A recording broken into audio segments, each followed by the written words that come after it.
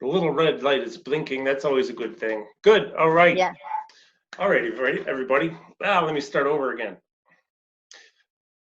Hello, friends. Thanks very much for tuning in. Glad you could join us and have another exciting episode coming up here of a conversation, my conversation series, if you will. Always trying to learn. You know, I'm a geek. I'm a nerd. I'm always wanting to learn as much as I possibly can because, the more we learn, the better we become is in our knowledge. And you know what? I never do this. I never start over. Never. So I'm starting over, and I'm going to record that I'm starting over. I'm going to edit right there. Hi, everybody. I screwed up the first intro because we like to have fun on this series of conversations with. Today I have a special guest, and I'll tell you her name in a minute. So always the eternal nerd and geek. I always want to learn.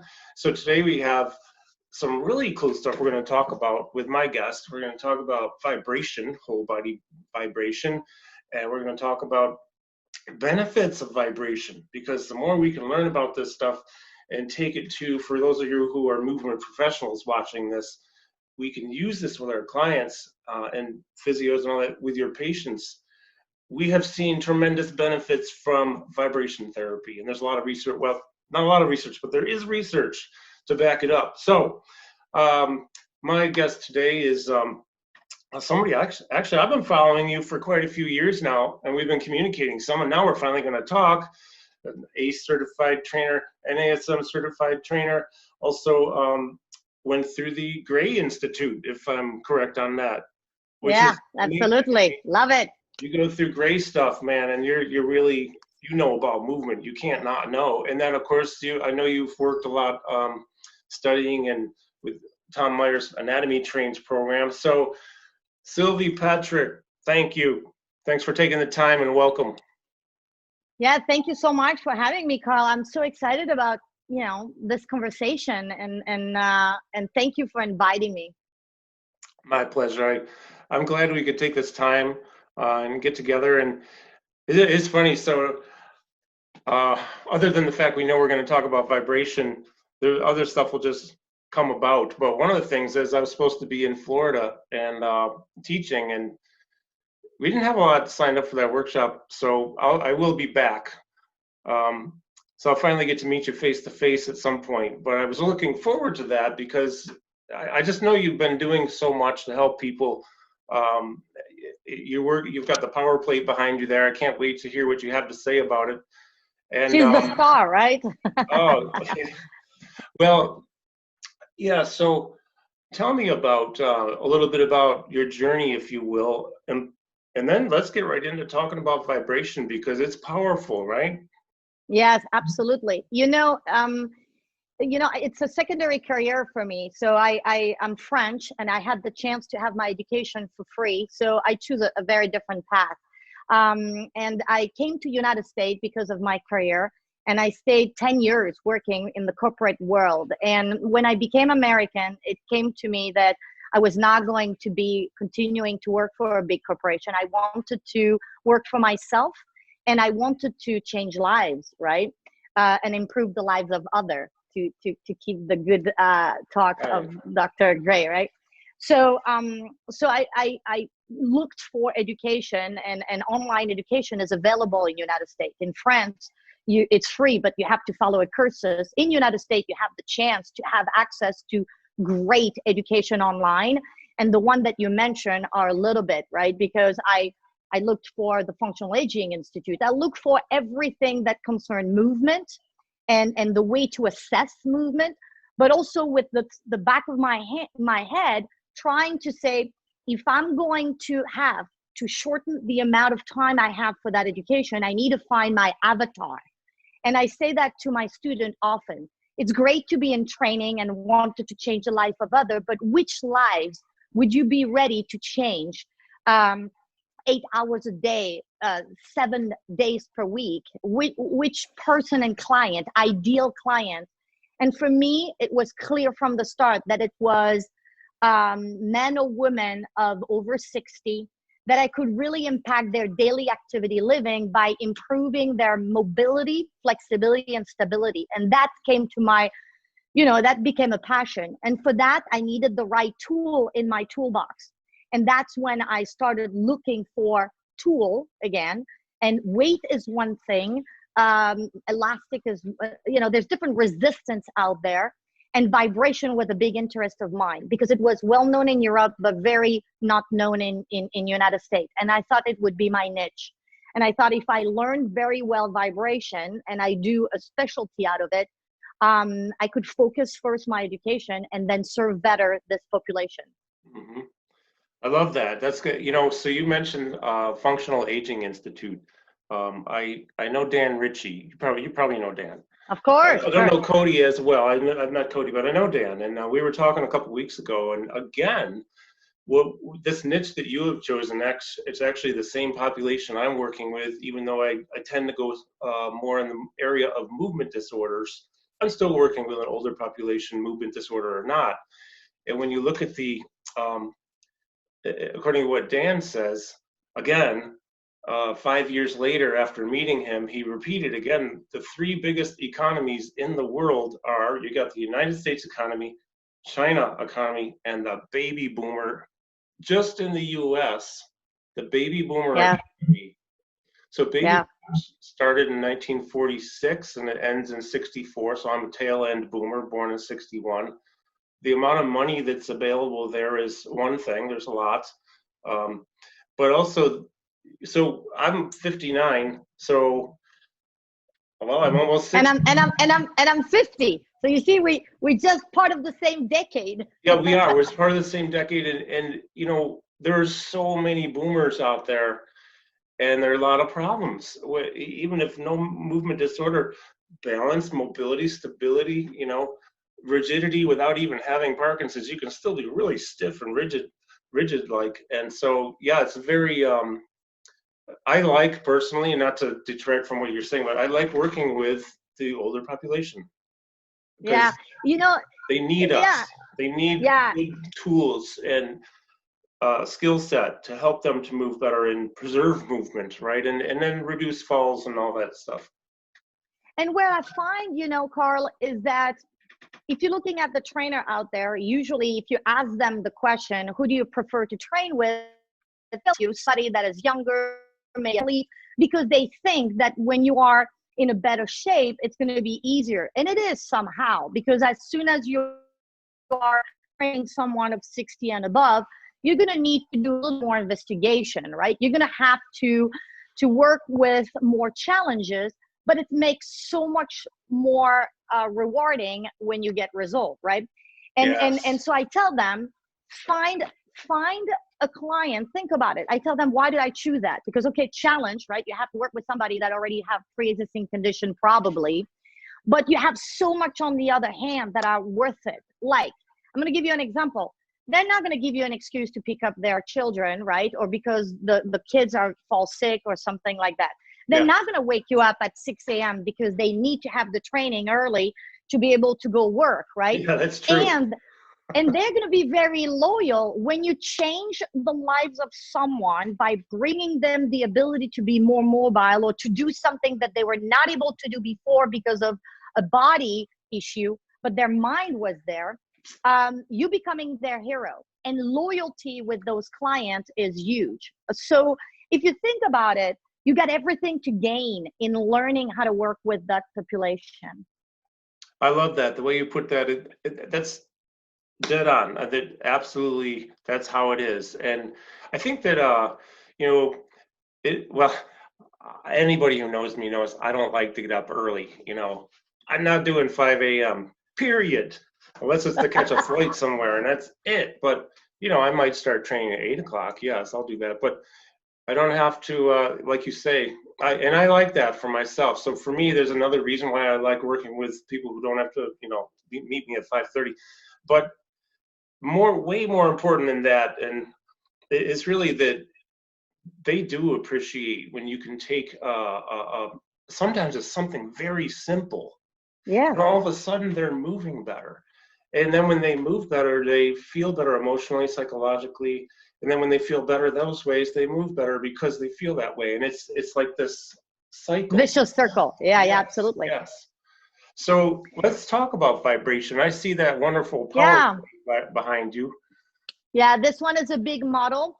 Just to mention something.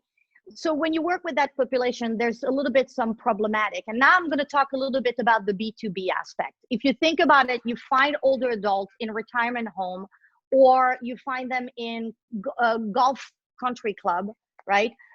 Because those are luxurious retirement home. You find them in, or maybe into buildings, right? In area like the villages or so on, that have only that population. And now you have a fitness center, and that fitness center sometimes is not necessarily appropriate, right, for what they need. Exactly. Meaning they're going to have only selectorized strength conditioning equipment where you're only sitting and pushing, pulling, and so on. And then you're going to have maybe a few cardio piece of equipment, which are going to be about, again, sitting again. You're always going to have your recumbent bike line and so on. What I'm trying to say here is often I go teach in an area where they have a fitness center, but it's not necessarily stimulating, first of all, targeting what they need the most. And then the people working there are very anxious about working with that population because they don't feel they have enough education or the right tool. So more and more I've seen that there is more functional training area in the retirement home and into the country club and so on. But when you go suddenly removing machine, you need now to have a protocol, a process, an approach, right? A systematic way where you're going to be using band and so on.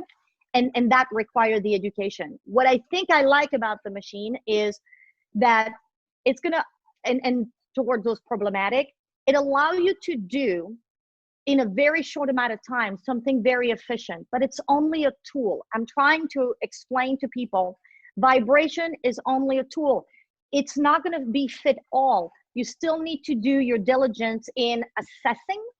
Yes. And finding out what you want to achieve as a goal. If it is with that client to do, and we're going to talk about some main benefits, let's say strength, power, maybe mobility, flexibility, so on, right? But strength, power, balance.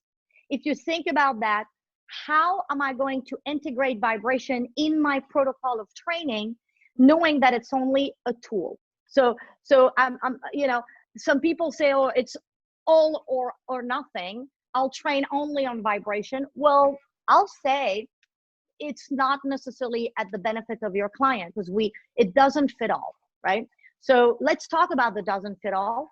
The first thing is there's a lot of talk about who can benefit from this, and the disclaimer, the medical disclaimer is if you have, you know, a pacemaker, for example, right? Something that is inside your body regulating your heart rate, well, would it be good to be in contact with a vibrating platform? Despite the fact that it doesn't have any magnetic field, you have to take that as consideration. Now, if you have replacement, like a joint or hip replacement, right? You have now metal instead of tissue like cartilage and bone, and that doesn't vibrate the same way those tissue, right? Right. So right. if I do you see what I mean? There's consideration, very few contraindication except pregnancy, which of course we will never have the research. But at the end of the day, I'm saying do your due diligence and make sure that this client is you're going to use it to have the most effective results. It is not a just fit all, right? It's a part of the puzzle. It's a piece of the package. It's a modality you can use for many people, right? Just like I always, when I teach, you know, not everything is for everyone. And right? Like you said, I think one of the things you said that I'm so glad you mentioned it is due diligence in assessing, because as my dear friend Dr. Brent Brookbush says, who I used to teach for, if you're not assessing, you're guessing. That's true. You know, and it could be, and assessing, even going further, assessing is almost at every beginning of a session. And you know that, right? Because one client, you had an amazing session on Monday, giving you an example, and you manage to do great result. And then on Wednesday, this client come back, or Thursday, let's say, and you can feel something is off. And what you managed to do on Monday is not going to be the same session on Thursday. So it's almost an every opening of a training session, you need to assess, especially with that population, as you know, right? Absolutely. I'm really, really glad you said that, because it's so important as professionals that we are mindful of this.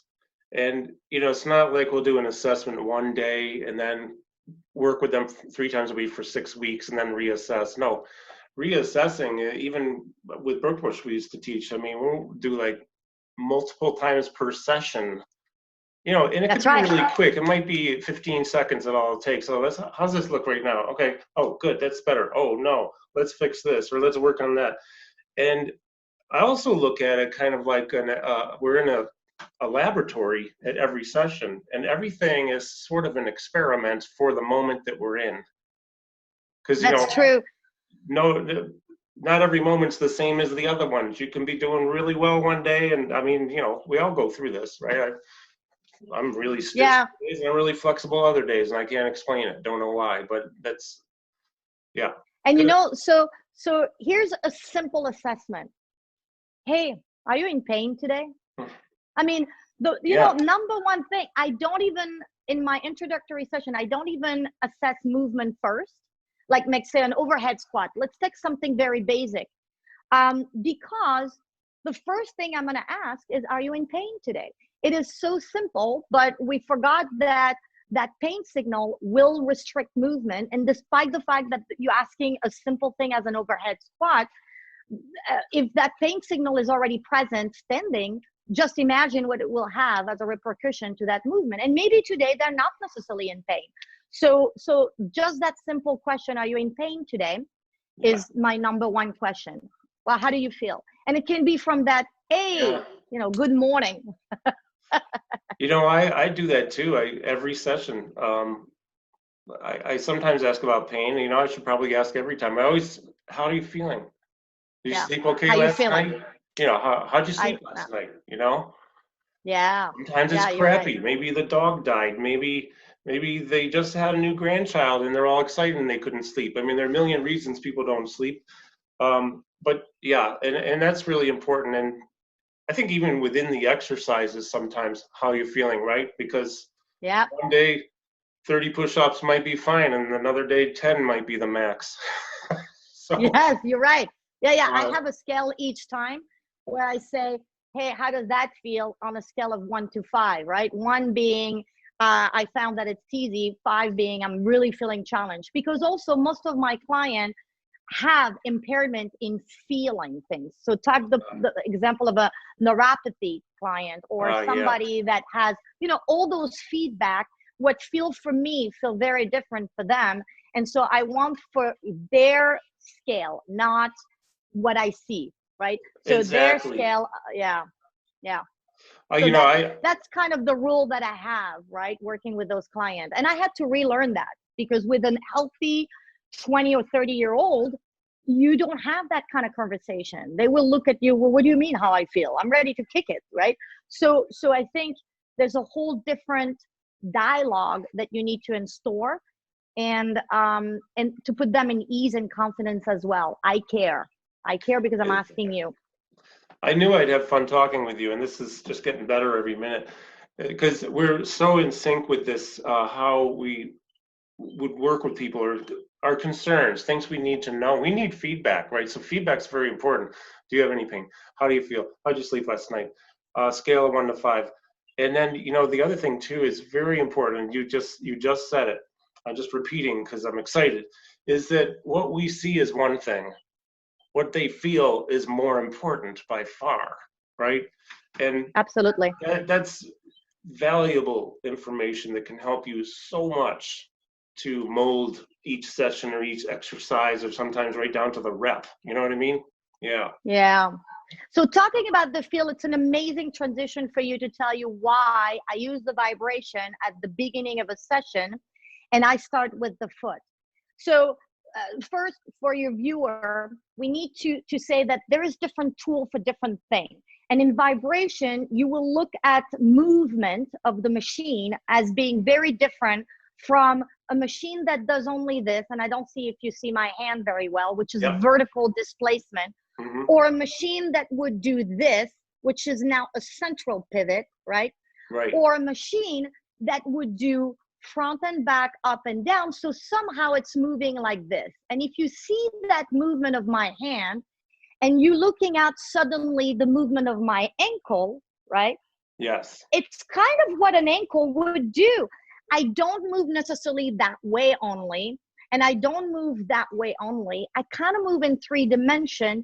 And so having a tool that is going to stimulate your joint and the ankle first, right, which is the number one joint kind of giving signal to the rest of the kinetic chain, you kind of understand it has a purpose. So different tool for different usage. I'm not going to say that this is wrong or this is wrong. It's just that, like a drill, you could use it to do a hole, or you could also put a whisk at the end and try to do a cake. Might work, but the optimum result is not there. So for me, having a tool where anywhere you put your foot on, you're going to have the same feedback, like the same stimuli, is very important. On something like that, I know that if my foot is on the edge, I don't get the same stimuli that if I'm close to the central pivot. So then I'm going to have to monitor where my client is. And those motion might work for hip movement at the end, but this allow me to work on a very large surface, because you can see it has a lot of space, nice. Which I like. And where you put your feet here or your feet here, the vibration is going to be the same. So my stimuli is going to be the same. So that's one point. Choose the tool for what you're trying to achieve. And if you're trying to stimulate the sensor we have in the, in the tendon and along the muscle, which has your spindle and your Golgi tendon, you need a tool that is going to send an harmonic signal. An harmonic meaning constant, where you don't have disruption because you're not putting your feet at the right spot. Does that make sense? Yes, totally. Yep. So that's one thing. This is, moving in 3-dimension, kind of mimicking what your foot would do by changing the ground, grass versus concrete versus sand. And it's going to stimulate those sensors in the Golgi tendon and the spindle. And it's going to do that depending on the level of amplitude you choose and the level of vibration. Now, I'm going to turn it on just for you to see that you can't see the movement. And that's very important as well. So when I turn it on, right, I want you to see. You can't see at all the movement of the plate, can you? Right. No, I can't see it. Right. So, which, by the way, has different, and look, now to tell you how it is on, right? Yeah. So as I sit on it, you can see it's turned on, right? But if you think about it, you can't see it, which is very hard then to teach or explain to people when they cannot have a visual. Mm-hmm. So the first thing I do on the morning with my client is the feeling, right? How do you feel? How was your day? How was your sleep? Let's wake up your senses. If it is a morning session or an afternoon session, doesn't matter. I want to wake up your foot. I want to wake up your, central nervous system. I want to start waking up the software to have a better hardware response. Software being your nervous, the central nervous system, and then the hardware being muscle, bone, and so on. And the brain too. I mean, it travels. Correct. The brain will wake up too. Yeah. Nice. Yeah. So I like how you put that. I like how you put that. I'm sorry to interrupt, but wake up the software to have a better hardware response. Yeah. And to tell you the truth, I'm not going to take the credit, right? It's come from the great education that I'm able to teach on that modality. Great. So, but it is, right? You need to know that, yes, you mentioned the research, and I'll talk a little bit about it. But if there's one that we agree is vibration bring blood flow, right? I mean, if you tap your forearm, right at the surface of the skin, you're going to start seeing an accumulation of a little bit of a pinkness, right? And that's because you have stimulating here. So just by bringing your foot on the platform. The movement of the plate is doing this. You got about 2 millimeters or 4 millimeters, depending on the amplitude. So technically what you are seeing is, well, you're not seeing, but that's what's happening, is your foot is on the plate and we're doing this. Yeah, right. Right? Mm-hmm. At a very high speed, because the movement can go up to 40, 50 times per second. Wow. So when I started thinking, okay, I'm going to start with the foot, which first is a great way for me to get them barefoot. As you know, older adults don't want to be barefoot. They have been told to not be barefoot. They have been told barefoot is dangerous. Especially in the United States. Yes, you need a shoes, you need an insole, you need maybe some ortho. So, just don't be barefoot, you're going to fall, right?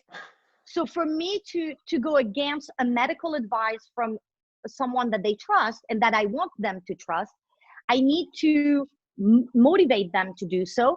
And having that vibration is a great way to say, we need to be able to feel that vibration. And if you put a little cushion between your feet and the machine, we're not going to feel it. Exactly. So I start with the massage of the foot, and let me tell you, why do we not exercising? Well, because it's not engaging. We don't want to go work out. The mental barrier of working out is a big problematic for the nursing home. They don't get people to use the fitness center because people don't really like it. They're going to get sweaty. They're going to have to go to the shower, and the shower is where they slide and fall. I mean, do you see the mental thing that's happening? Yeah. If I tell them in 60 seconds, we're going to do a massage of your foot, they're going to feel divine. And that's what they see. They see the experience of the client is, a little foot massage. Sylvie's outcome is, let's wake up those intrinsic muscle, and let's wake up everything, because I'm going to need to do balance exercise. And I know that preparation is going to be ideal for the result I want to get. Right. Two different views. There is my client's experience, and there is what I need to achieve. Exactly. Yep. So I start with massaging the foot. And then from there, they really love it. They're relaxing. They feeling more engaged. And we starting with a little bit of mobility.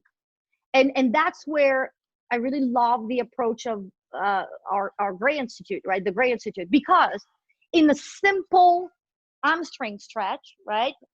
Which, remember, I'm trying to put the limb that I want to stretch in contact with the vibration. Okay. So, yes. Sorry. Yeah. So meaning, are you there? Yep. Yeah. So meaning, if I want to stretch my my hip flexor, I'm going to have to place myself like this, either, to have the hip extension. Sure. I could be here, right? I'm having the same result. But if you think about it, I don't have the vibration stimuli here. Exactly. Right? Yeah. So now let's think about what's happening when I do that hamstring stretch. I can do it just simple, right? And I'm going to do that maybe for 3 years. It's kind of boring, right?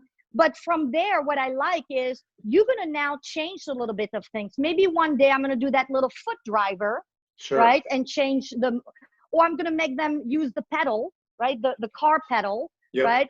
Or I'm going to use the arm. Let's touch, So I'm already having hundreds of different ways to stretch the hamstring depending on the day. If it is a good day, good. I know that I can play with those key points. If it is like an off day, I see that their mood is not there, then I can just let the vibration do the job. And that's where I love to use the tool. What's happening? So let's drill in. All right. While I am here, your muscle are in a lengthening position. We agree, right? Yep. And my leg is supported by the machine, okay? But as I turn it on, the machine is going to drop 2 millimeters, come back here, and then come up 2 millimeters and come back there. And that's considered 1 hertz. Okay. Think about it. 1 hertz is going down, coming up for the same amount that it went down, and coming back to center. Mm-hmm. And we know that it's not only vertical, that it's also front and back and side to side, right? Yeah. Beautiful. But yeah. So now this, if you think about it, my leg was supported. Suddenly I turn on the machine dropped. So the spindle that is along the muscle, right, sensing the change of length and the rate of change of length, is going to get stimulated, right? Simple. And it's going to send a sensory neuron to your central nervous system saying something is going on. Now your central nervous system is going to send a motor neuron, an action for the spindle to contract. Easy enough? Because this is basic, right? I'm explaining reflexes. Right. But it's reflexes induced with vibration. That's just the difference, right? Right. And that, if you think about it, just that, how crazy to me it was when I discovered that it was doing that. Because I'm like, wait. Not only it's stimulating, okay, the spindle and the Golgi tendon, because at one point that spindle is going to contract, but it's going to stimulate the attachment and the sensor in the tendon, and it's going to do the same thing, right? That sensory neuron and motor neuron is going through the afferent and efferent pathway, and is so important for those clients that are staying sitting all the time. I'm like, what you don't use, you lose, right? So just doing this would be a benefit. Yes. Having this system being in use when the only thing you do with the client is this. Right. Yeah. I love that. Do you start, right? So suddenly the client, again, client experience, I'm just standing, having my legs straight, my toes up, I'm holding. This is something that most people could do. But hold on, you could be sitting. Nobody is saying that you cannot be sitting doing the same thing, right? Right. So everybody, all level can do it. Kudos. 2, it's enjoyable. It's enjoyable. It's not something that is going to be really hard and difficult. I enjoy it. So my client experience is to the roof. And at the end, for me, I have great results and I'm stimulating what I need for the rest of the session. Yes. Yeah. I love that. I don't have a power plate here, or the university where I guess I still work there. I'm not sure. It's closed right now. We don't have one. I'm hoping they'll get some, and if I, end up still working there. But I've used the power plate many times in my travels, all over United States, Mexico, Europe, South America, and not knowing all the things that you just said, just knowing that it can be such a benefit, even if it's only in waking up nervous system and brain. Of course, all the other stuff is going on as well. It's like, it's a great way to start off a session to get the most out of your session. And I've never met anyone who gets on it and doesn't like it. Most people love it. How does this, how do you find it when, let's say, somebody hops on there and they have peripheral neuropathy or something and they have difficulty feeling? I know that, in my experience, it seems like. Yeah, so you said. Yeah. Yeah, sorry. You know what? You said the word that is great intro. Hop on it.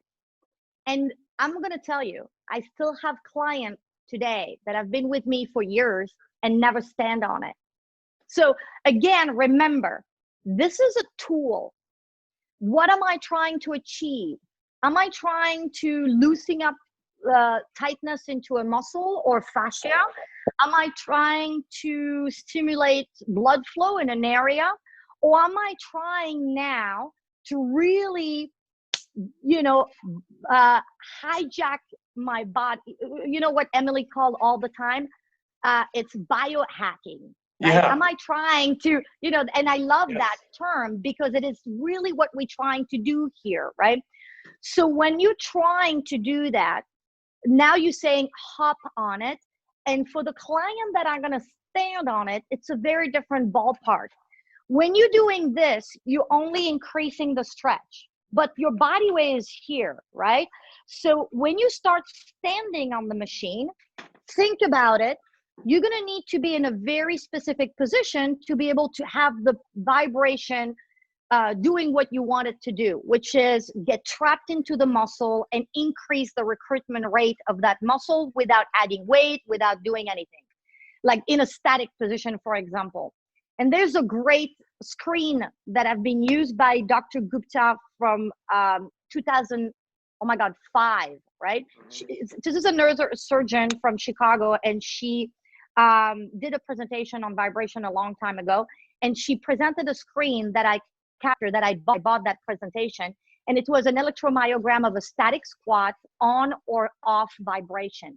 So now think about when I am on that platform, and I hope you're not losing me here. Oh, I got you. When you're on most of the client will stand, right? They will be standing, Yes. right? Because that's what you want to do. You want to stand on it, right? Yep. But in reality, if you stand on it, you know that your fascia back line are going to be here, Hercules tendon going back, and they're going to end here on the base of your skull, right? Mm-hmm. So now what's going to happen is vibration follow tension. Think about the chord of a guitar.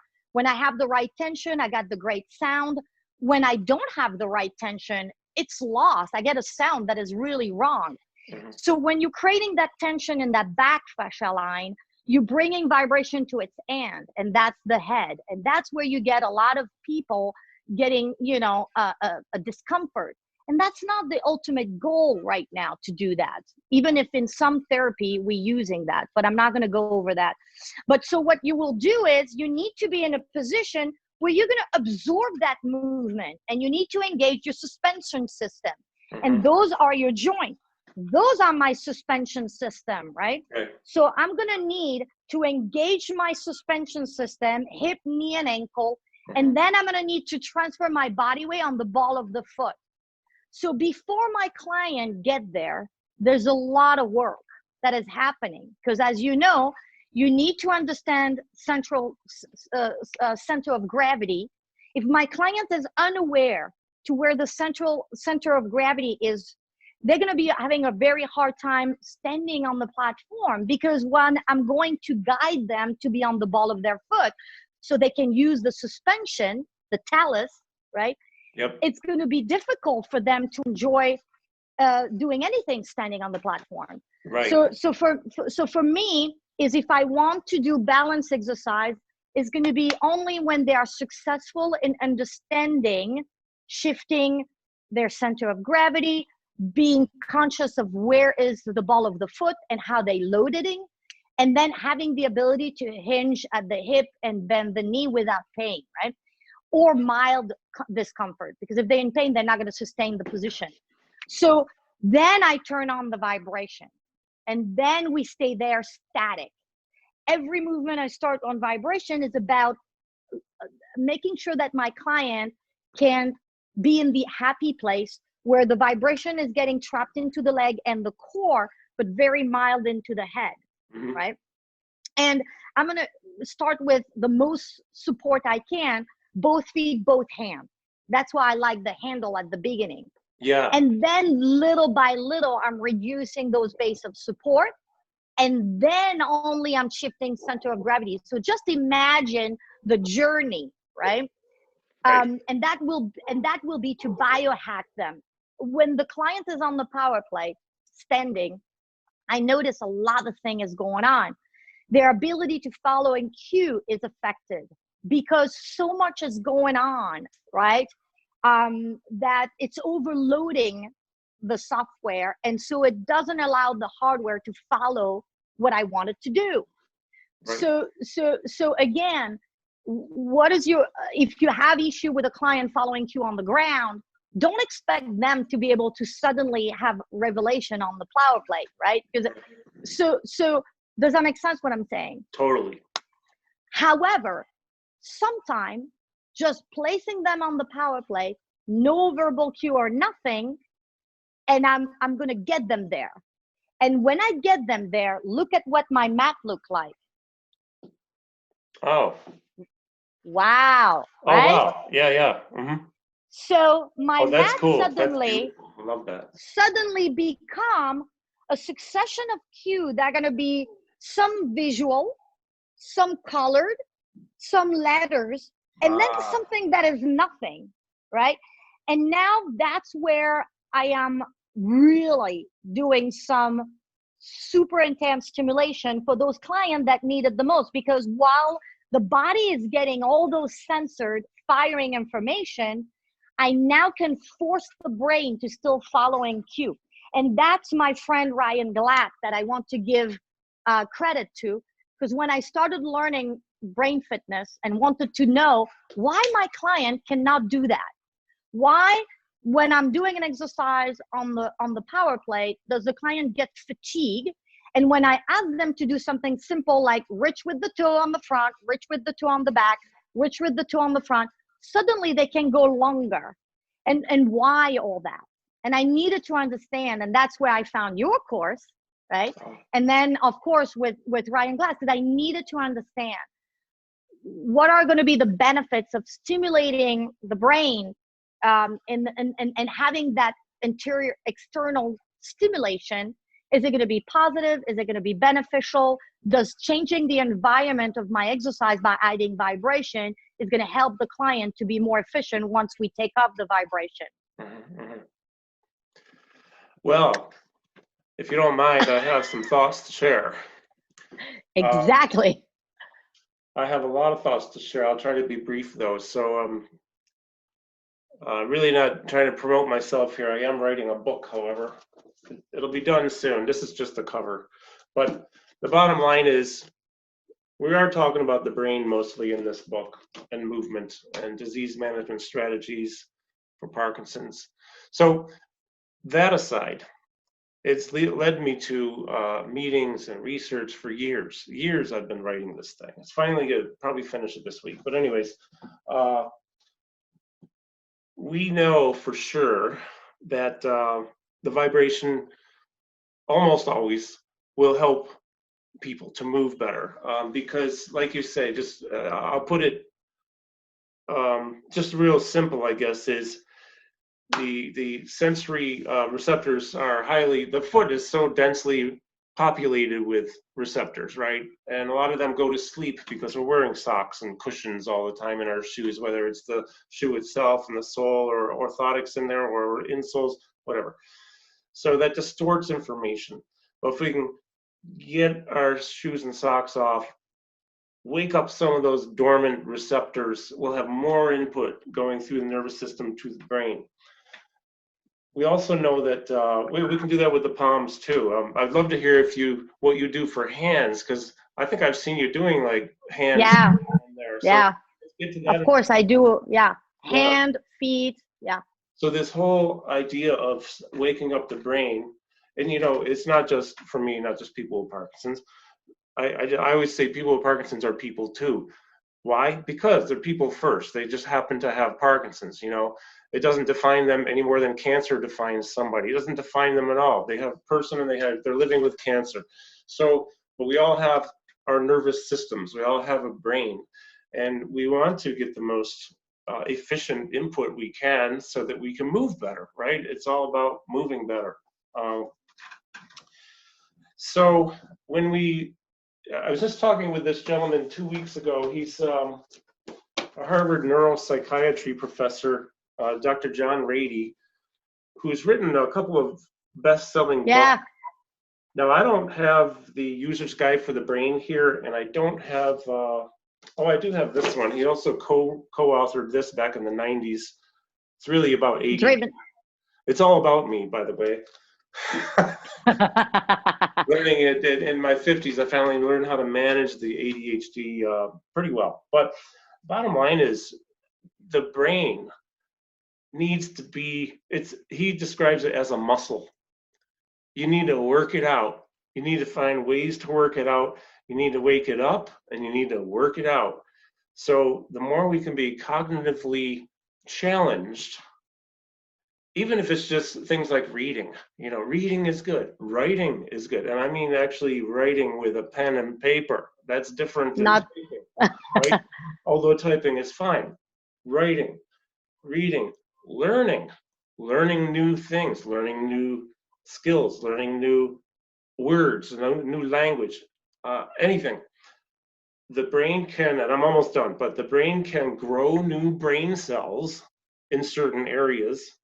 He says that Dr. Wendy Suzuki says it at NYU, especially the cerebellum is like, that's like the magical area where a lot of diminished function in other brain areas will outsource to the cerebellum, and it just takes over the responsibility because it's highly moldable, neuroplastic, and it can grow new brain cells. And even as Rady said 2 weeks ago, today, as a matter of fact, even into our 80s and 90s and our whole life, we can make new neural firing patterns in the brain, just like I use the example of riding a bike.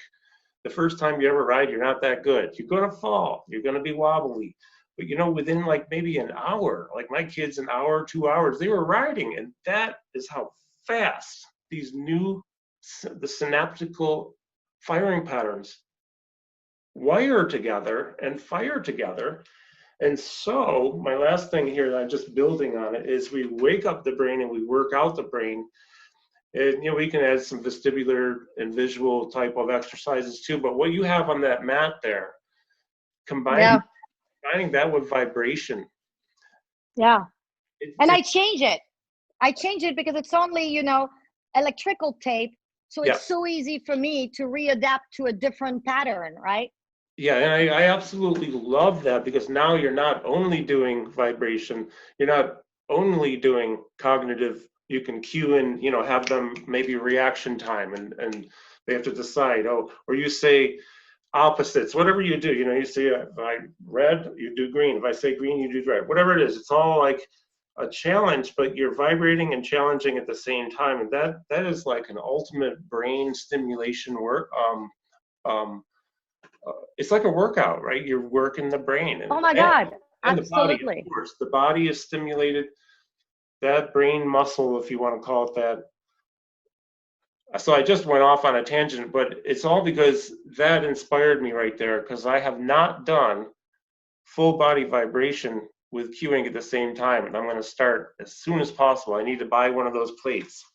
Now, listen, as soon as we can travel, you know, remember I missed your course because of course it was canceled, but I'm still hoping, right, to be there. It'll happen. And the beauty is at the Neuroscience Institute in LA, Ryan Glatt, that is doing great work there, I went to visit him with my portable, because there is different model, obviously, and this one cannot be put into my luggage, obviously, but there is a machine that is small enough and only going to 35 hertz, which is, the research have shown that, you know, when you are like above 20 hertz and below 50, that's where things happen, right?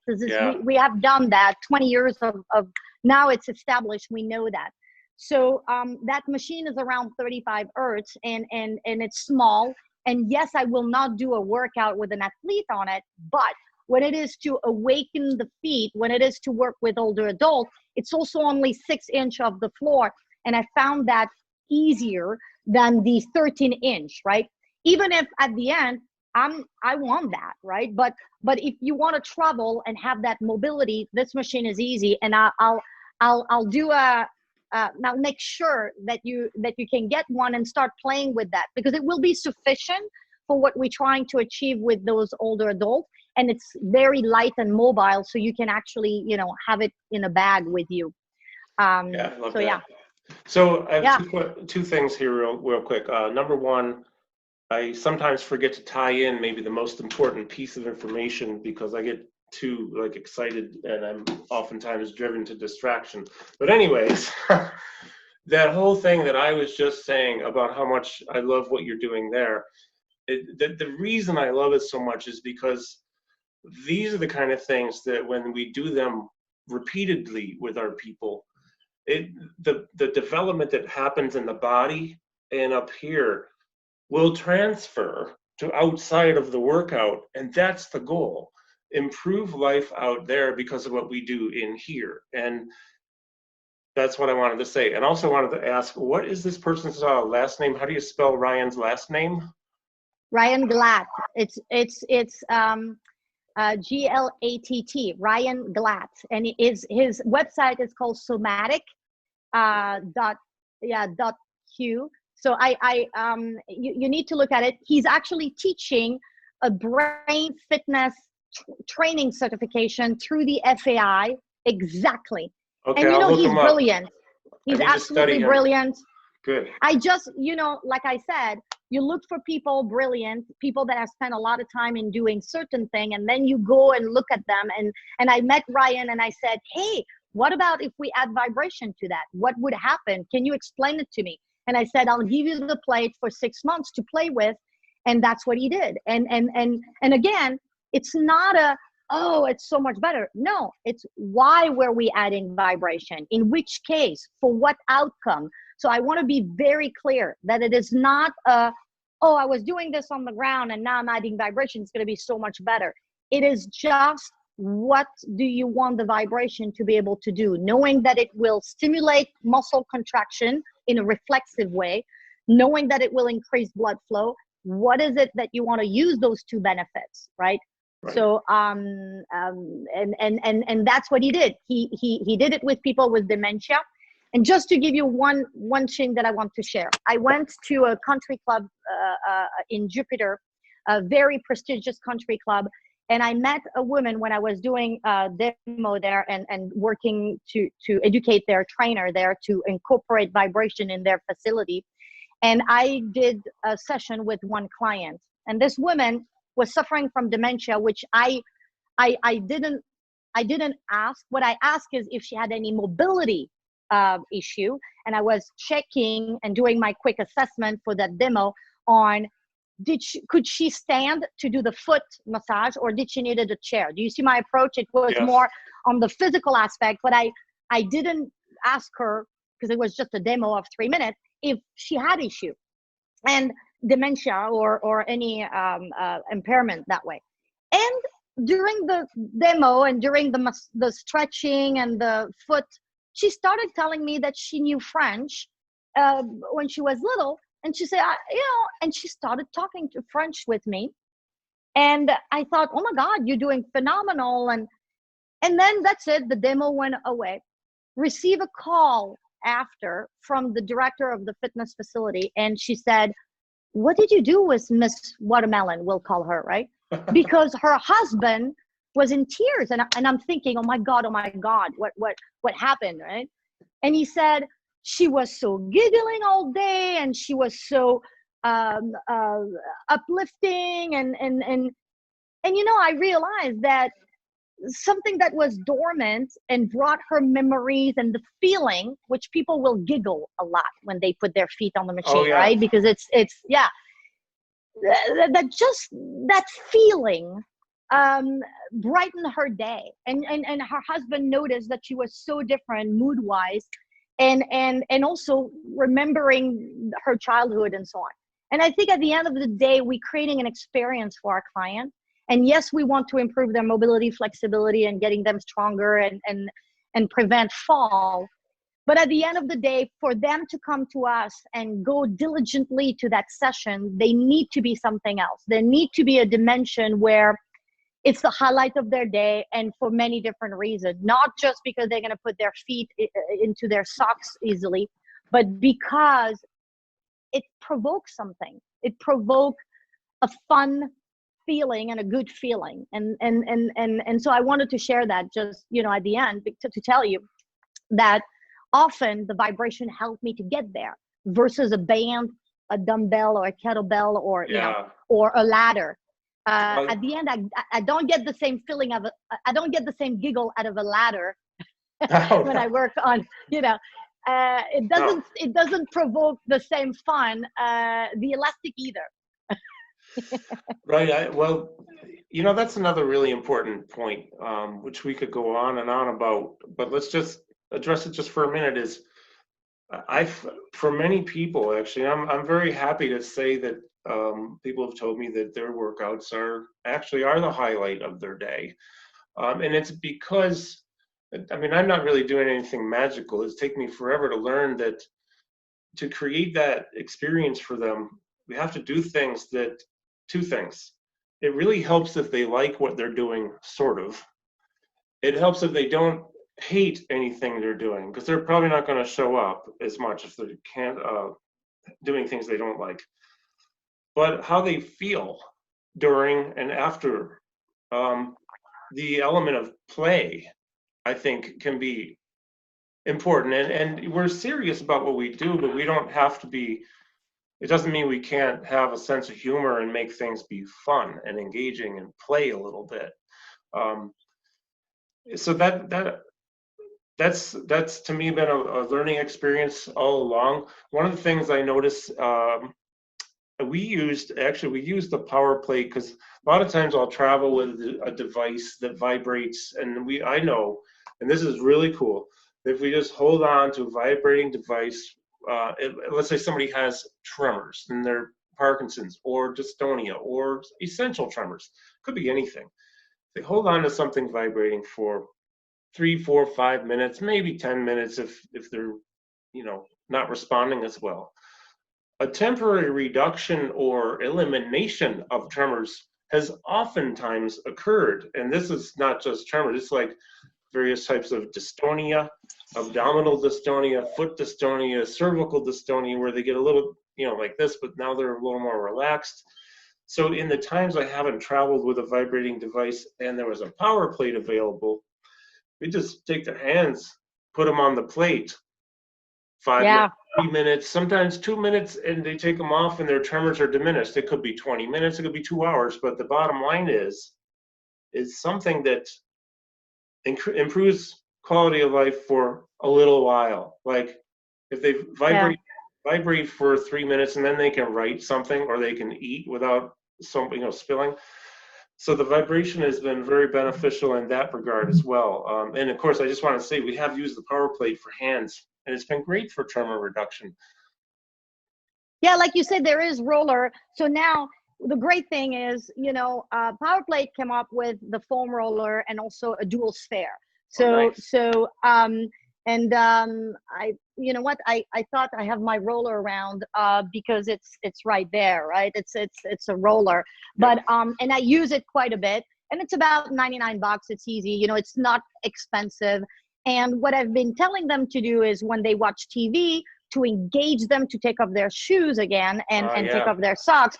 I ask them to roll the arch on the roller, and I ask them to roll their hands sitting at the chair and to roll their hand on their quads. So then I get the dual action of the quads and the hand. And, again, they'll do that because they don't think it is working out. They don't think it is exercising. It is just, stimulating, and it's just, wellness more than anything else. And so, but it will create the same thing if suddenly the roller, instead of putting your hand on it and rolling your hand, the palm of your hand, if you hold it this way and you're creating tension, along your arms and chest and shoulder, you will again get the vibration traveling along further, right? So again, it's going to be interesting as I start implementing the roller a little bit more because it just got out last year. And I used to work with other brand vibration roller. It doesn't matter here, the brand. What matter is, will it be beneficial? Would it be safe? First more. Would it be safe? Then would it be beneficial? And then will they use it?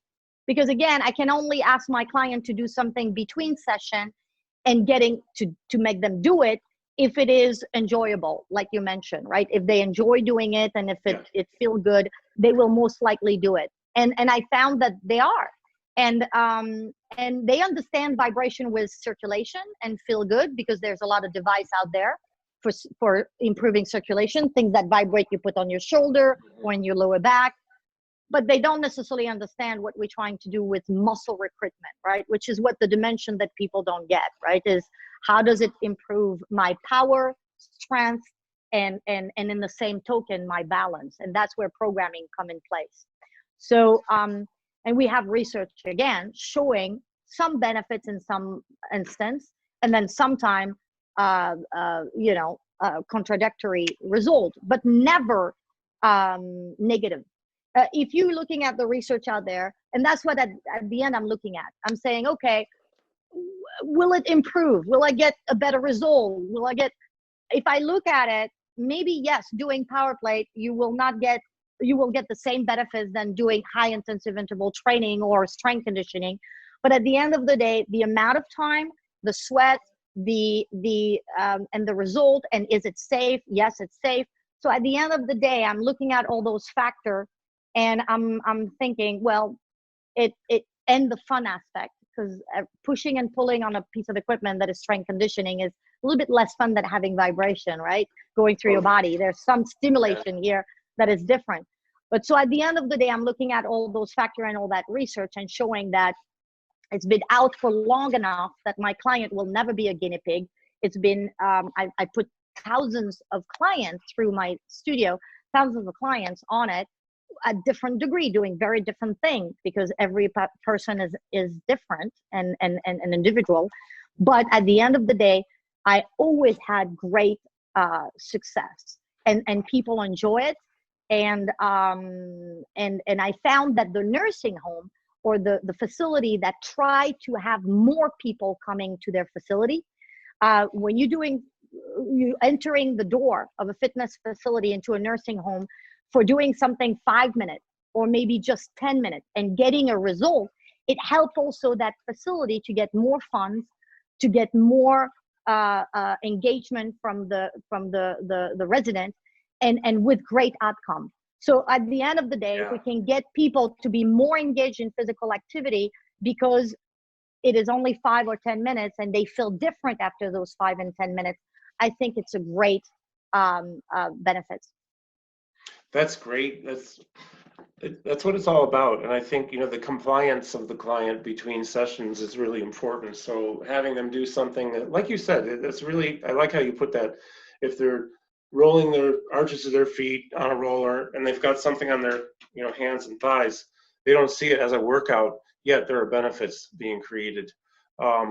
So I have one more question, and it revolves around neuropathies. For example, for various reasons, various types of neuropathy, people lose some of the proprioceptive information. The proprioceptive input is diminished. Sometimes there's pain. I know when my father was alive, he had neuropathy, and it was extremely painful. Back then, I didn't know what I know now, and I really wish I could have helped him with that. But in my experience in stimulating the plantar skin, if you will, whether it's through a textured surface or vibration, I'm telling you my experience, but I also want to hear what you have to say about this, because what we've noticed is most of the time we're seeing some benefits, pain reduction, more feeling that they're feeling more when they stimulate the plantar skin. Sometimes it's a little painful and they have to do it long enough to have the pain diminish and then feel better. And sometimes it hasn't worked. But what is your experience with that? How do you work when you have somebody come in and they have any type of neuropathy? How do you approach this? Yeah, so there's two things. I work with people that have neuropathy because they have very bad diabetic, right? So that's the type that I've seen the most. And then I was personally affected because my husband had cancer, and during his cancer treatment, I learned a lot on the go. During his cancer treatment, he had, right, that feeling of coldness, and he had the neuropathy, which is a side effect of some of the chemo.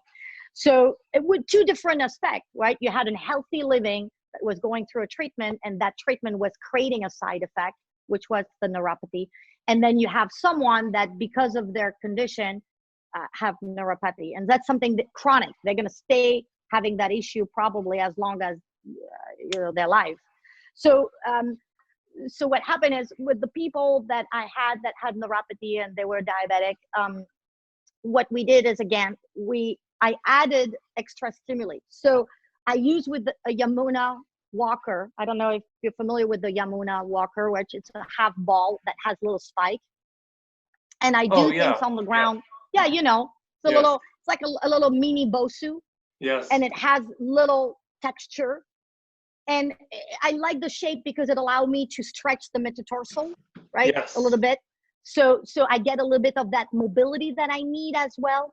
And I start doing those exercises on the floor without the vibration.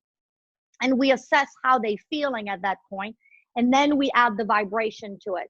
So they'll massage the bottom of their foot, and then we'll do the exercise of the stretch using the Yamuna walker on the power plate. I have about a window of, I'm going to be telling you, I have about a window of 5 minutes after that stimuli to be able to do balance exercise on the ground. So now my approach is I'm using that boost of stimulation to do something that I have a hard time doing on the floor when I don't have it, right? Yep. But then Right. it goes away. So and for some it will last a little bit longer, and from other it will be very short. So like when you said sometimes I'm reassessing during the session, right? Because I have different things that we're going to do. Our balance exercise are at the beginning, obviously, because I want the client to be fresh. It's awake, but it's not fatigued. And so the drill of balance or of ladder, for example, we do the stimulation, and this is what we'll do each time we need to stimulate without fatigue. So they're never loaded. They're not standing on the platform, right? And then with my husband, very differently, I found that when we were doing the exercise, he didn't have a mobility issue. There was nothing motor, if you want, that was affected. Here it was purely circulatory, and I think linked to the time of the chemo versus the aftermath of the treatment. And I needed to do something to stimulate the lymphatic system to get rid of the most of the waste, and then I could do exercise with him. Does that make sense what I'm saying? There was something a little bit different. And I work, by the way, I want to tell you, there's a great studio in Naples, Florida, which I think I mentioned to you, that was opened by a woman that did recover from cancer treatment and experienced the benefits of vibration during her treatment. And that's why she kind of went on to do this. But again, it was stimulating the lymphatic system to get rid of the metabolic waste. I mean, not metabolic waste, the waste of the chemo and all that. And then being able to then work on mobility. So exercise, for example, with a fabric on the machine. Okay. Exercise of rolling a ball, on the machine. Mm-hmm. And I'll do it also on the foot. But on the foot, I found that when I was doing, and that's funny because again, I'm practicing here, right? The stretch on the Yamuna worked much better than doing the arch, the stimulation of the ball that they had to do. Right. And I think it's because it is a little bit of a more difficult skills to do, to roll the ball on the machine, the drill on the floor. Maybe they have developed a little bit of a fatigue.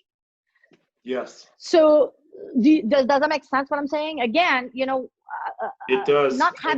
Not having your background knowledge, I think you would get a kick out of that because you have that knowledge first, and then you're saying, oh, I know that it might do this.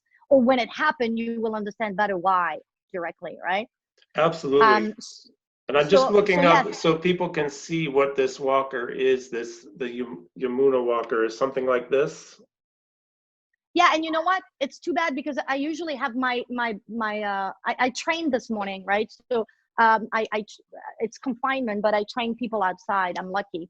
So I traveled with all my gear, and so it's all into a luggage. That's but fine. Yeah, I use I use tons of tool. I have a little box with a lot of our trigger point tools because they have texture. Yes. Right. I like that. So when you have something that has a texture like that. Yes. This I love a lot. Me too. Because I can do friction on it. Mm-hmm. I can do different things to stimulate. The Nabozo mat is a big deal. I'm using the Nabozo mat with the vibration for the hand. Have you been with your palm of your hand on the Nabozo one? They have two different models, but because Yeah. of all that texture, just no vibration, you're creating already a little stimulation. But when you add vibration to this, it's to the roof. Well, that's one of the reasons I need to get a power plate is I have 3 Naboso mats. Well, actually, I have 6, but I'll usually use, and I have 3 of each. So I'll usually use the neuro mats. I'll just line them up 3 in a row, end to end. We'll throw an agility ladder on there, and we'll have people do agility stuff. Even if it's just walking through the ladder or going sideways, or some people can, if they can do a single leg hop, laterally or, sagittally, whatever. But also we've had them on the mat, let's say doing a plank where the hands are on the mat and then they do the plank walk just for something, maybe plank sideways, do a push up. But yes, or we've also set up the other mats, 2 rows of mats. So we got 3 and 3, hands on one mat, and of course, probably just the toes on the other if they're doing a plank or something. But the idea is to get as much palmar and plantar skin stimulation as we can without overstimulating them. Once in a while, we get somebody who they stimulate so quick and it's an overload and they can't handle it anymore. But at least they're woken up. And then, what I love about the Naboso products and the vibration is when they're done, there's a carryover that lasts for hours Yeah, the rest of the day. And that's very powerful. that's true. So an example, yeah, they'll walk on the Naboso mat, and on one of their hands, they have a ball that they need to squeeze, and they need to count how many squeeze, right? So, okay, again, because I found that when I work on power plate, if I don't entertain the client doing something, they're fatigued. And so when they feel the fatigue, they'll give up, right? They'll give up. Either I see it into, they lose their proper position, right? The correct posture, Mm-hmm. or they just want to stop, right? I can tell that the fatigue. If I ask them to do something, it could be a squat where 30 seconds, they're like, oh my God, oh my God, oh my God. But if I ask them to give me names starting with M, Mary, Monique, Michael, Michelle, or I involve something else that doesn't require like an exercise and exhaustion, like squeezing the ball and telling me how many times did they squeeze the ball during that drill. There's no fatigue, right? I mean, it's almost like I have to tell them we need to stop now. So all those, I know what you mean. I'm laughing because I know exactly what you mean. Yes, there's something that happens. And they'll say, I can do better. I can do more squeeze. Like, yeah. Oh, I know. And I love that because now they've been engaged. Their brain is exercising, their body is working. And I think when we have this thing exercising, moving cognitively, doing work, we don't even feel the other stuff nearly as much. I mean, eventually it'll catch up and we'll feel it, but it helps to get a little bit longer out of the exercise, if you will. So the fatigue factor it's a little bit delayed. Correct. So we stimulate the foot. I'm giving you an example. I first stimulate the foot with the power plate, right? And then we'll do a drill on the Naboso. And I've done it before, like with or without. So we'll do an example of, hey, let's say today we're going to pick up things from the ground, right? So they'll pick up cone or they'll pick up things from the ground. And obviously you need one foot in front of the other, and we need the hinge hip, and we know all the biomechanic going behind it. But in their mind, the action is just to pick up something.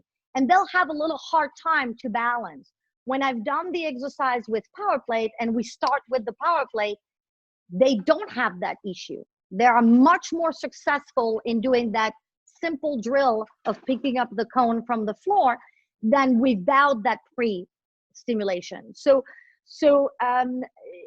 my client got, they're not guinea pig for the vibration because we know what to do with it. But I needed to find out if for some of them it will tire them, and now it's difficult to do a skilled drill on the floor, or if at the opposite, it will improve their skill drill on the floor. And sometimes the nabozo is going to be my stimulation, sometimes the vibration, and I'll depend of the day, because vibration is very intense. Yeah. So my go-to is, either way, with it, or because I'll put the nabozo on the plate as well, or today it's only nabozo, or today it's not, right? I mean, right. But yeah, for the neuropathy, it definitely two different things, right? Is it something that they're suffering chronically, or is it due to a side effect of a medication or something? And the approach is going to be different. Right. That makes sense. Man, I have to tell you, I learned a lot today. I learned a lot. Now you need to feel it, because your intellect got it, but the feeling is going to be so much better. It's going to be an opening gate. So doing all the things that you do and see what works and what gets enhanced by the vibration is all what we need to see, right? Yeah. And I've, fortunately been able to use Power Plate a lot in my travels when somebody has one in their facility.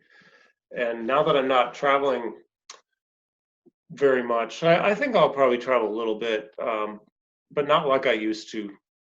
There's specific areas that I want to go to. I know I'll go to Puerto Rico in September for a 3-day event to teach. Florida, I go every year anyways, but I want to teach there. So we'll figure that out. You and me, we'll figure that out soon. But why am I even talking about this? See, here we go again. Driven to distraction for those who, so the audio of this will go on SoundCloud, which syncs with my iTunes podcast. So for those of you who can't see what I just did, it's the John Rady book, Driven to Distraction, because I started talking about traveling, and there's definitely a point to it, and I'm hoping I can get back to what I was thinking. I know that, I know. Yeah, I'm here more, I'm not traveling as much, which means it's time to, there are a few things that I want to get. You referred me to a gentleman in Vancouver, I believe, and I can't remember his name, but he has a product which it's like 6 different things you can place in different areas that light up. Yes, and I'm going to tell you what it is. It's called the letter A-champs.com. Okay. And A-champs, I met him, the manufacturer, the owner of this company, I met in 2015, and he's German, and his name Stefan Silner. Yeah. Yes. So, but the point is, I was trying to, when client, again, center of gravity, they're not aware and they're not feeling it, right? So I needed something that will let them know when they're not balancing, right? Because I can't be in their body zipping and doing a buzzing.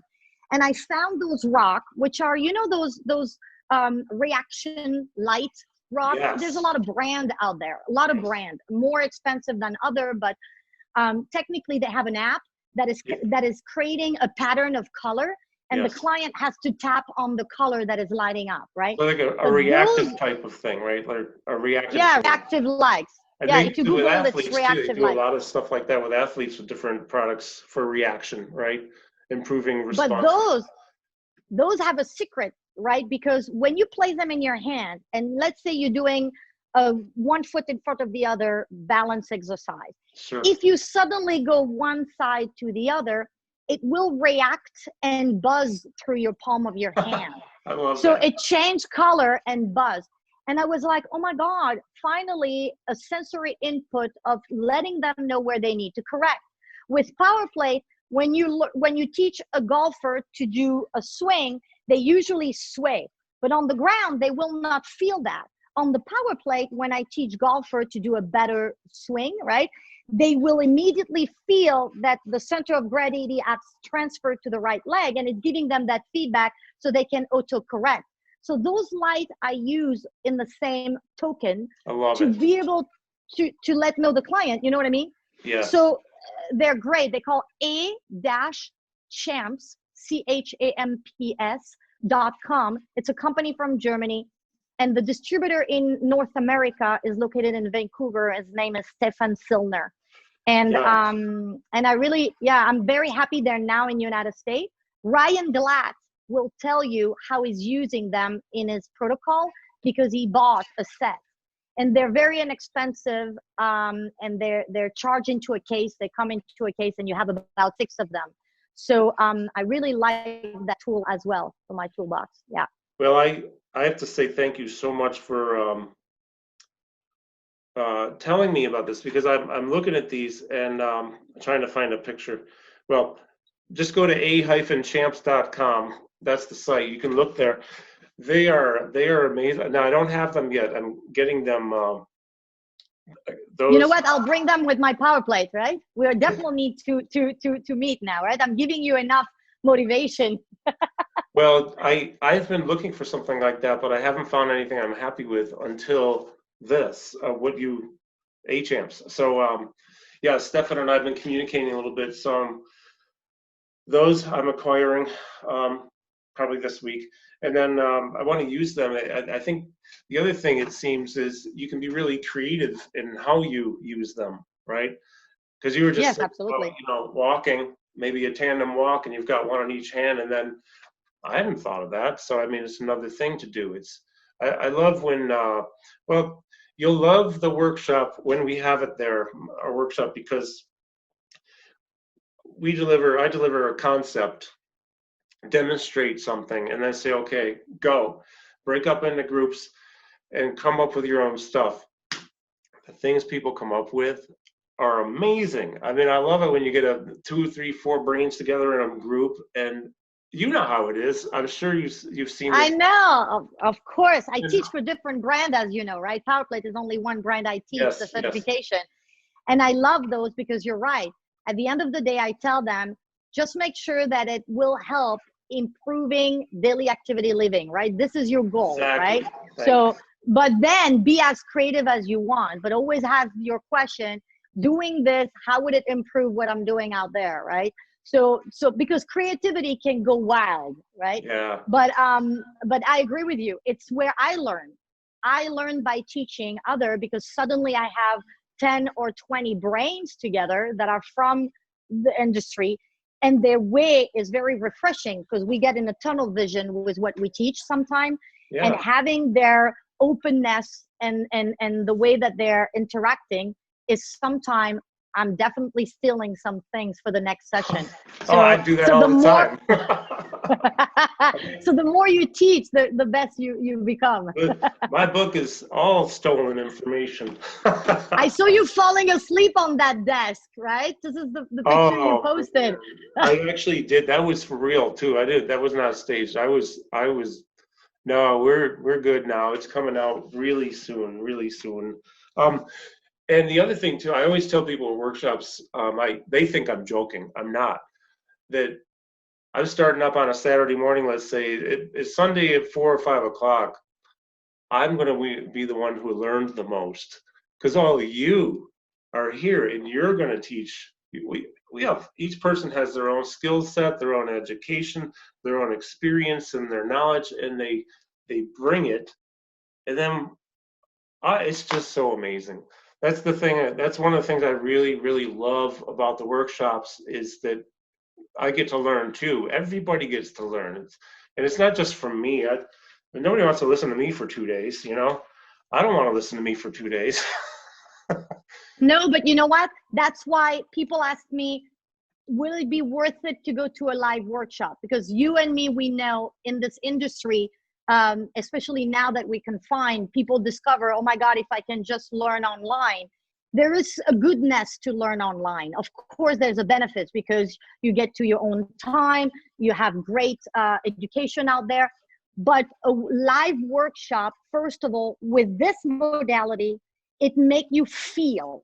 You can understand certain thing at the level of intellectual, but you also need to stimulate that subconscious that is going to suddenly mirror the understanding that you had intellectually of what it does with the feeling physically of what you felt.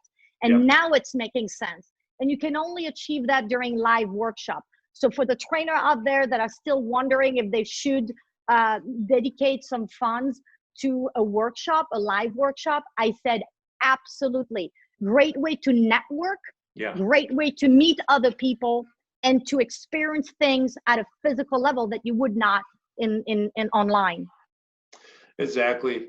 Yeah, I was just talking with somebody yesterday, a friend of mine, just talking about oh, it's my team. Yeah, I was talking with two people from my team, Russ and Ruben. We had a little meeting on Zoom. We're talking about how these workshops are an opportunity for networking and building actually long-term relationship friendships, in a community. It's an opportunity to build a community of people, to raise the bar for all of us. I mean, I need my bar raised all the time. That's why I'm talking with you. I want to learn things. Self-indulgently, I want to learn. I share it with the world. I appreciate so much what you've shared today and all the work you do and your devotion and commitment to it. But raising that bar all the time is actually what I strive to be more like people like you, and especially some of the trainers in Europe. I have to say, we have some great trainers in the United States. Don't get me wrong. There's something magical going on in Europe because I know the standards are different. The amount of time it takes to go from beginning to in front of somebody one-on-one is way longer than here, including a mentorship, and it costs a lot more money there. And man, I'll tell you that the first couple times I taught in Europe, I was scared. Thankfully, Really? I had a niche. It was either barefoot teaching for Emily or it was me teaching my thing. But I learn a lot when I go there. And so I'm the geek of all geeks. And I think we all need to be doing the best we can because there's information available like what you're sharing today. It can change the game for people and help them with their activities of daily living and improve quality of life. And then if their quality of life improves, the ripple effect that goes to the caregiver, the corner men, corner women, the families, friends, coworkers, whatever. It's a big deal. Yeah. And you know what? You talk about education for the people that, feel interested by this modality and they want to learn more. There is a free education available, and those modules have been recorded by a great educator, Scott Hobson, who was at the origin of the education for Power Plate. He's from the UK. You're going to love his accent. He's available on 8 modules on the Power Plate app. It's free to download, and you just need to click on I am a coach, even if you're not, just for the education. If you're just a user, just click I am a coach, and you will be directed to education. And it's very short videos where he explains the science behind and the modality of usage, and it's introductory if you want. So it's not like an extended version of what you would experience in a workshop, but at least it's something that you can do in the comfort of your home. Exactly. Free app to download, and then you'll go to that education and the module, and you will see Scott Hobson. He's actually the founder of Pivotal Coaching, and he's teaching great education. He's also the director of education for Gray Institute. Really? Yeah. So you see, it's a small world, right? Oh man, I have to go through the Gray Institute curriculum. I talk to so many people who've done it, and every time I talk with somebody who's done that, like right now in this 90 minutes, I've learned so much. So the first person who told me about it was Adam Wolf, physical therapist in Chicago. And Adam's a friend of mine and a fellow drummer. He wanted me to come to Chicago and hang out and give him drum lessons because I used to be a drummer. It's a second career for me too. I was a drummer for 35 years for a living. So, yeah, I'm come downloading. To Chicago. This is where Power Plate's office is located. So come. You got many reasons to come. Oh yeah, that's great. I lived there for a couple of years back in the 80s. Great city. Well, Sylvie, it's really nice to talk with you. It's great to. So do me a favor, I'm going to end the recording soon, but stay with me just for a minute. We can talk about a couple of things I want to ask you. Really appreciate you sharing and taking all this time today. Thank you so much. You're welcome. You're welcome. Thank you for having me. I'm passionate about it. And the more people can break the barrier of misconception, I'm there, right? If you are a little bit of curiosity and an open mind, This is all you need to be, more inclined to use the modality. It's awesome. I love it. And you're awesome. Thank you so much. Thank you so much. We'll do it again sometime. And people who are watching and listening, thank you very much for tuning in. And we hope that you found this information beneficial, useful. And I know I learned a lot in this 90 minutes. There's just stuff that I sort of knew that you explained better, and stuff I didn't know at all, which I love it when I learn something I didn't know that I didn't know. That's the best, right? It's like the best. Yeah. So, all right. Thanks you again, Sylvie. Thanks everyone for watching and listening, and have a great day.